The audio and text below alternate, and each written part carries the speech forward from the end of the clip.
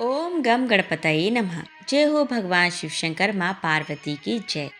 जय हो श्री हरि विष्णु माँ लक्ष्मी की जय। आप सभी भक्तगणों को माघी पूर्णिमा व्रत की हार्दिक शुभकामनाएं। आप सभी का व्रत मंगलमय हो। इसी भाव के साथ कथा का आरंभ करते हैं।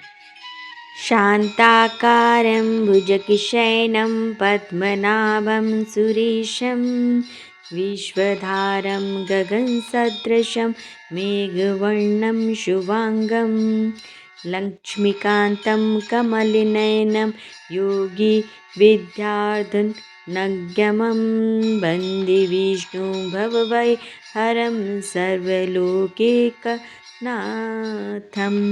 ओम नमो नारायणे नमः। ओम नमो भगवते वासुदेवाय नमः। प्रत्येक मास की पूर्णिमा को पूर्ण चंद्रमा का और तत्पश्चात सूर्य का तथा विष्णु रूप सत्यनारायण का व्रत किया जाता है। यह पूर्णिमा व्रत के हेतु चंद्र उदय व्यापनी ली जाती है। इसमें देव पूजन, दान पुण्य, तीर्थ स्थान और वेद पुराण सुनने से अक्षय पुण्य मिलता है। यदि इस दिन चित्रा नक्षत्र हो तो तरह तरह के वस्त्र दान करने से स्त्रियों के सौभाग्य की वृद्धि होती है। अच्छंदी संतान और सौभाग्य आदि के लिए स्त्रियों को त्रिशंत अर्थात 32 पूर्णमासी का व्रत करना चाहिए। यूँ तो किसी भी पूर्णमासी से इसे आरंभ कर सकते हैं, परंतु यदि मासों में सर्वोत्तम मार्गशीर्ष मास से आरंभ किया जाए तो अति उत्तम है। अंत में उद्यापन करना चाहिए। द्वापर युग में एक समय की बात है कि यशोदा जी ने कृष्ण से कहा, हे कृष्ण, तुम सारे संसार के उत्पन्नकर्ता, पोषण तथा उसके संहार करता हो। आज कोई ऐसा व्रत मुझसे कहो जिसके करने से मृत्यु लोक में स्त्रियों को विधवा होने का भय न रहे तथा यह व्रत सभी मनुष्यों की मनोकामनाएं पूर्ण करने वाला हो। श्री कृष्ण कहने लगे, हे माता, तुमने अति सुंदर प्रश्न किया है। मैं तुमसे ऐसे ही व्रत को सविस्तार कहता हूँ। सौभाग्य की प्राप्ति के लिए स्त्रियों को द्वात्रिशंत अर्थात 32 पूर्णमासियों का व्रत करना चाहिए। इस व्रत के करने से स्त्रियों को सौभाग्य संपत्ति मिलती है। यह व्रत अचल सौभाग्य को देने वाला एवं भगवान शंकर के प्रति मनुष्य मात्र की भक्ति को बढ़ाने वाला है। यशोदा जी कहने लगी, हे कृष्ण, सर्वप्रथम इस व्रत को मृत्युलोक में किसने किया था? इसके विषय में विस्तार पूर्वक मुझसे कहो। श्री कृष्ण जी कहने लगे कि इस भूमंडल पर एक अत्यंत प्रसिद्ध राजा चंद्रहास से पालित अनेक प्रकार के रत्नों से परिपूर्ण कार्तिका नाम की एक नगरी थी। वहाँ पर धनेश्वर नाम का एक ब्राह्मण था और उसकी स्त्री अति सुशील रूपवती थी। दोनों ही उस नगरी में बड़े प्रेम के साथ रहते थे। घर में धन धान्य आदि की कमी नहीं थी। उनको एक बड़ा दुख था कि उनके कोई संतान नहीं थी। इस दुख से वह अत्यंत दुखी रहते थे। एक समय एक बड़ा तपस्वी योगी उस नगरी में आ गया। वह योगी उस ब्राह्मण के घर को छोड़कर अन्य सब घरों से भिक्षा लाकर भोजन किया करता था। रूपवती से वह भिक्षा नहीं लिया करता था। उस योगी ने एक दिन रूपवती से भिक्षा न लेकर किसी अन्य घर से भिक्षा लेकर गंगा किनारे जाकर भिक्षा अन्न को प्रेम पूर्वक खा रहा था कि धनेश्वर ने योगी का यह सब कार्य किसी प्रकार से देख लिया। अपनी भिक्षा के अनादर से दुखी होकर धनेश्वर योगी से बोला, महात्मन, आप सब घरों से भिक्षा लेते हैं, परंतु मेरे घर की भिक्षा कभी नहीं लेते। इसका कारण क्या है? योगी कहने लगा कि निपुत्री के घर की भीख पतितों के अन्न के तुल्य होती है और जो पतितों का अन्न खाता है वह भी पतित हो जाता है। क्योंकि तुम निपुते हो अतः पतित हो जाने के भय से मैं तुम्हारे घर की भिक्षा नहीं लेता हूँ। धनेश्वर यह बात सुनकर अपने मन में बहुत दुखी हुआ और हाथ जोड़कर योगी के पैरों पर गिर पड़ा तथा आर्त भाव से कहने लगा, हे महाराज, यदि ऐसा है तो आप मुझको पुत्र प्राप्ति का उपाय बताइए। आप सर्वज्ञ हैं, मुझ पर अवश्य ही यह कृपा कीजिए। धन की मेरे घर में कोई कमी नहीं है, परंतु मैं पुत्र न होने के कारण अत्यंत दुखी हूँ। आप मेरे इस दुख का हरण करें, आप सामर्थ्यवान हैं। यह सुनकर योगी कहने लगा, हे ब्राह्मण, तुम चंडी की आराधना करो। घर आकर उसने अपनी स्त्री से सब वृत्तांत कहा और स्वयं तप के निमित्त वन में चला गया। वन में जाकर उसने चंडी की उपासना की और उपवास किया। चंडी ने 16वें दिन उसको स्वप्न में दर्शन दिया और कहा, हे धनेश्वर, जा, तेरे पुत्र होगा, परंतु वह 16 वर्ष की आयु में ही मृत्यु को प्राप्त हो जाएगा।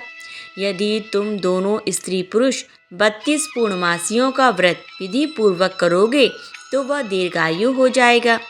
जितनी तुम्हारी सामर्थ्य हो, आटे के दिए बनाकर शिव जी का पूजन करना, परंतु पूर्णमासी को 32 हो जाने चाहिए। प्रातःकाल होने पर इस स्थान के समीप ही तुम्हें एक आम का वृक्ष दिखाई देगा। उस पर तुम चढ़कर एक फल तोड़कर शीघ्र अपने घर चले जाना। अपनी स्त्री से सब वृत्तांत कहना। ऋतु स्नान के पश्चात वह स्वच्छ होकर श्री शंकर जी का ध्यान करके उस फल को खा लेगी। तब शंकर भगवान की कृपा से उसको गर्भ हो जाएगा। जब वह ब्राह्मण प्रातःकाल उठा तो उसने उस स्थान के पास ही एक आम का वृक्ष देखा और उस पर चढ़कर उस फल को तोड़ने का प्रयत्न किया, परंतु वृक्ष पर कई बार प्रयत्न करने पर भी वह न चढ़ पाया।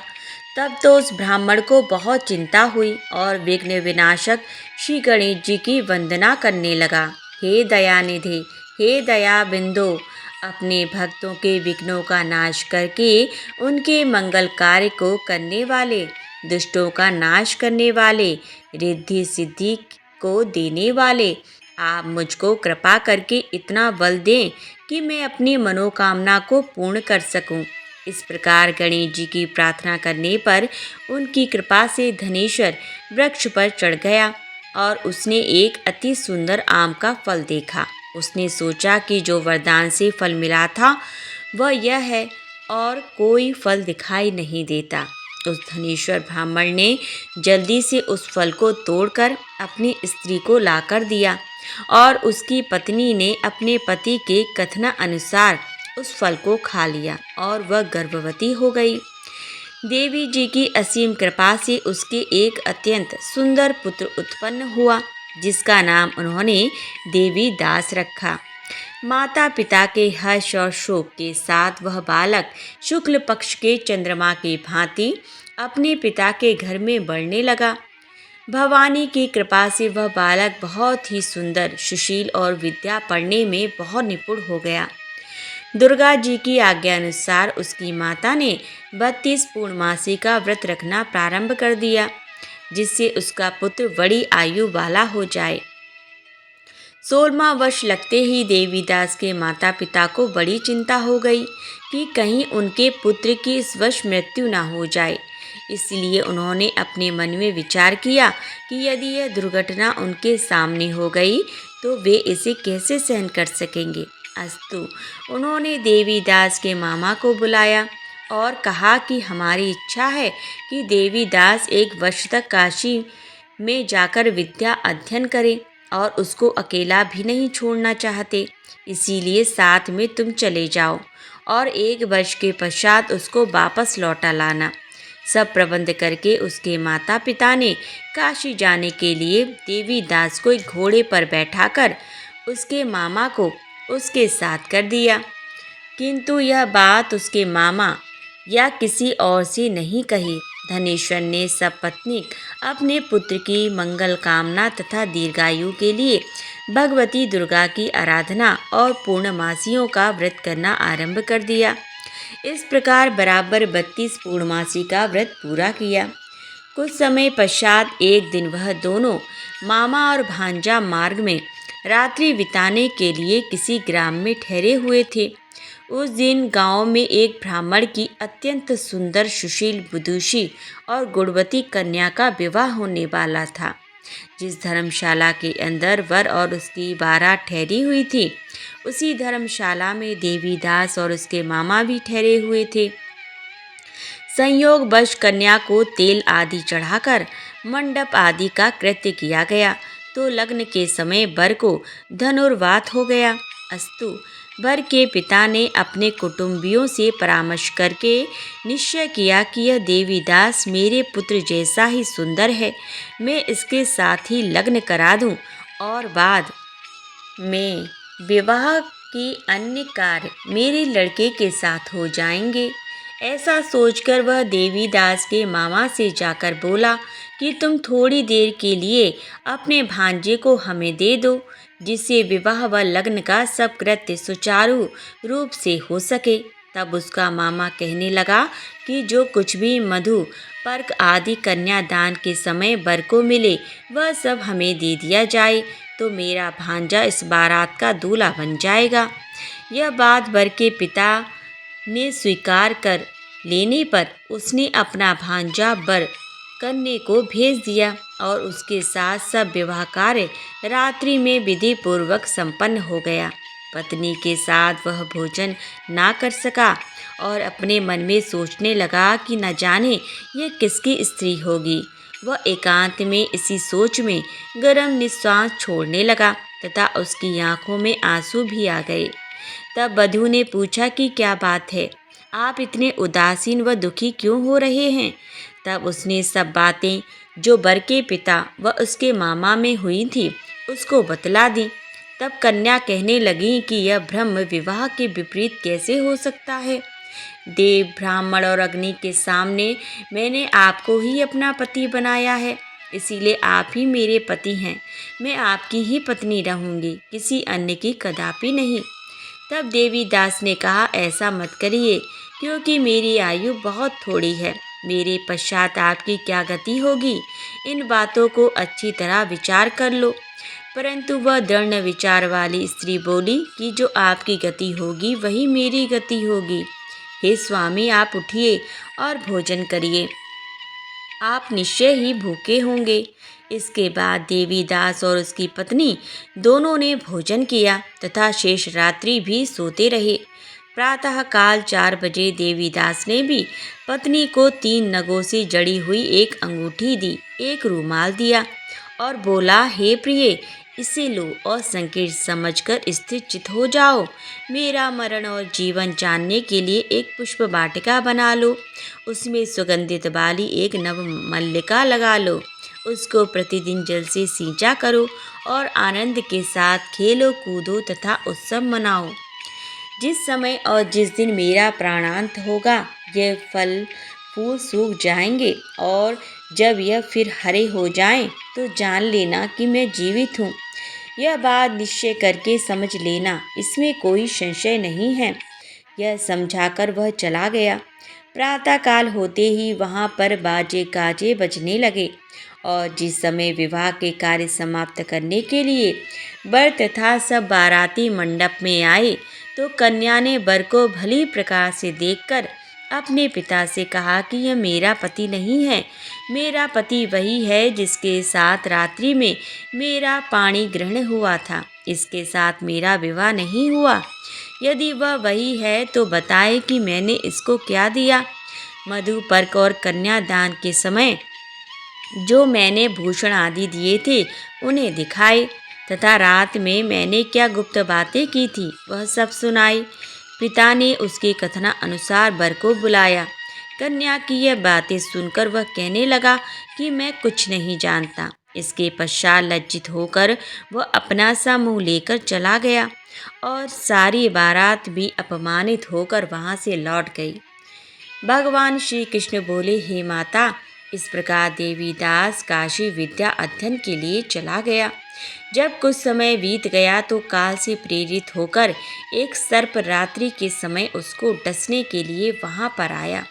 उस विषधर के प्रभाव से उसके शयन का स्थान चारों ओर से विष की ज्वाला से विषैला हो गया, परंतु वृतराज के प्रभाव से उसको काटने न पाया, क्योंकि पहले ही उसकी माता ने द्वात्रिशंत अर्थात 32 पूर्णिमा का व्रत कर रखा था। इसके बाद मध्याह्न के समय स्वयं काल वहाँ पर आया और उसके शरीर पर पड़ा। भगवान की कृपा से उसी समय पार्वती जी के साथ श्री शंकर जी वहाँ पर आ गए। उसको मूर्छित दशा में देखकर पार्वती जी ने भगवान शिव जी से प्रार्थना की कि महाराज, इस बालक की माता ने पहले 32 पूर्णिमा का व्रत किया था, जिसके प्रभाव से हे भगवान आप इसको प्राणदान दें। भवानी के कहने पर भक्त वत्सल भगवान श्री शिव जी ने उसको प्राणदान दे दिया। इस व्रत के प्रभाव से ही काल अर्थात मृत्यु को छोड़ देना पड़ा और वह स्वस्थ होकर बैठ गया। उधर उसकी स्त्री उसके काल की प्रतीक्षा किया करती थी। जब उसने देखा कि उस पुष्प वाटिका में पत्र पुष्प कुछ भी नहीं रहे तो उसको अत्यंत आश्चर्य हुआ और जब वैसे ही हरी भरी हो गई तो वह जान गई कि वह जीवित हो गए हैं। यह देखकर वह बहुत प्रसन्न मन से अपने पिता से कहने लगी कि पिताजी, मेरे पति जीवित हैं, आप उनको ढूंढिए। जब 16वां वर्ष व्यतीत हो गया तो देवीदास भी अपने मामा के साथ काशी से चल दिया। इधर उसके ससुर उसको ढूंढने के लिए अपने घर से जाने वाले ही थे कि वह दोनों मामा भांजे वहाँ पर आ गए। उसको आया देखकर उसका ससुर बड़ी प्रसन्नता के साथ उसको अपने घर में ले आया। उस समय नगर के निवासी भी वहाँ इकट्ठे हो गए और सबने निश्चय किया कि अवश्य ही इसी बालक के साथ इस कन्या का विवाह हुआ था। उस बालक को जब कन्या ने देखा तो पहचान लिया और कहा कि यह तो वही है जो संकेत करने गया था।